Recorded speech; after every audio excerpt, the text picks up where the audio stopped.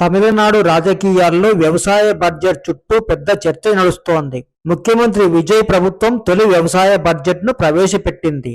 ఒకవైపు రైతులకు భారీ కేటాయింపులు చేశామని ప్రభుత్వం చెబుతోంది. మరోవైపు పాత పథకాలకే పేర్లు మార్చారని ప్రతిపక్షం ఆరోపిస్తోంది. అసలు ఈ బడ్జెట్లో రైతులకు కొత్తగా ఏం దక్కబోతుంది, ప్రతిపక్షం ఎందుకు తీవ్ర విమర్శలు చేస్తుంది అనే విషయాలు ఈ వీడియోలో తెలుసుకుందాం. ముందుగా బడ్జెట్లోని కీలక నిర్ణయాల గురించి చెప్పుకుందాం.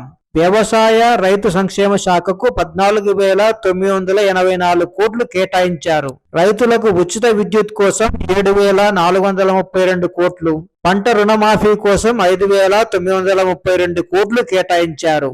దీంతో దాదాపు 14.43 లక్షల మంది రైతులు లబ్ధి పొందుతారని ప్రభుత్వం చెబుతోంది. ఇక కురువాయి సాగుకు ప్రత్యేకంగా 134 కోట్ల ప్యాకేజీ ప్రకటించింది.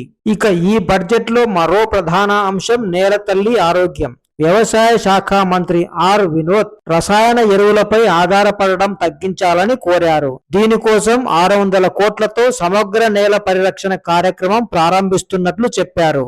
మొదటి ఏడాదికి 122 కోట్లు కేటాయించారు. 1,00,000 మంది రైతులకు సాయిల్ హెల్త్ కార్డులు ఇవ్వనున్నారు. సహజ వ్యవసాయాన్ని కూడా ప్రోత్సహిస్తామని వెల్లడించారు. అంతేకాదు రాబోయే 5 ఏళ్లలో ఆహార ధాన్యాల ఉత్పత్తిని 131 లక్షల మెట్రిక్ టన్నులకు పెంచాలని లక్ష్యంగా పెట్టుకున్నారు. ఈ ఏడాది మధ్యంతర లక్ష్యం 125 లక్షల మెట్రిక్ టన్నులు కాగా పప్పులు, నూనె గింజలు, చిరుధాన్యాలు, కూరగాయలు, పండ్ల సాగుపైన దృష్టి పెట్టారు.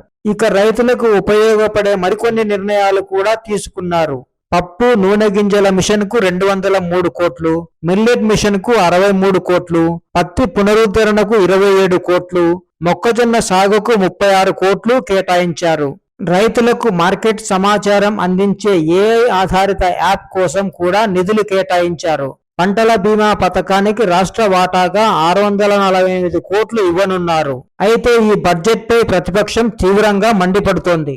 ఏఐఏడీఎంకే ప్రధాన కార్యదర్శి కె పళనిస్వామి ఇది రైతులను మోసగించే బడ్జెట్ అని అన్నారు. ఎన్నికల సమయంలో ఇచ్చిన హామీలు ఎక్కడా కనిపించలేదని విమర్శించారు. చెరకు ధర, విత్తనాల సాయం, రైతు హక్కుల కార్డులకు నగదు ఏవీ అమలు కాలేదని ఆరోపించారు. ఇక ప్రతిపక్ష నాయకుడు ఉదయనిధి స్టాలిన్ కూడా ఈ బడ్జెట్ పై అసంతృప్తి వ్యక్తం చేశారు. పాత పథకాలకు కొత్త పేర్లు పెట్టారని ఆరోపించారు. కావేరీ జలాల సమస్య, మేకేదాటు ప్రాజెక్టుపై ప్రభుత్వం మౌనం పాటిస్తోందని విమర్శించారు. శాసనసభలో ఈ అంశాన్ని లేవనెత్తుతామని స్పష్టం చేశారు. 100 రోజుల ఉపాధి పనులు, వరి నిల్వ గోదాములు, ప్రధాన పంటల ప్రోత్సాహంపై స్పష్టత లేదని డిఎండికే నాయకురాలు ప్రేమలత విజయకాంత్ అన్నారు. ఎన్నికల హామీల్లో భాగమైన కనీస మద్దతు ధర, రైతు పెన్షన్, విత్తన సాయంపై ప్రభుత్వం ఎందుకు మాట్లాడలేదని బీజేపీ నేత వనతి శ్రీనివాసన్ ప్రశ్నించారు. పరందూరు విమానాశ్రయ ప్రాజెక్టు కోసం భూములు తీసుకోమని గతంలో హామీ ఇచ్చిన ప్రభుత్వం ఇప్పుడు బడ్జెట్లో ఆ అంశాన్ని ప్రస్తావించలేదని ప్రతిపక్షం ఆరోపిస్తోంది.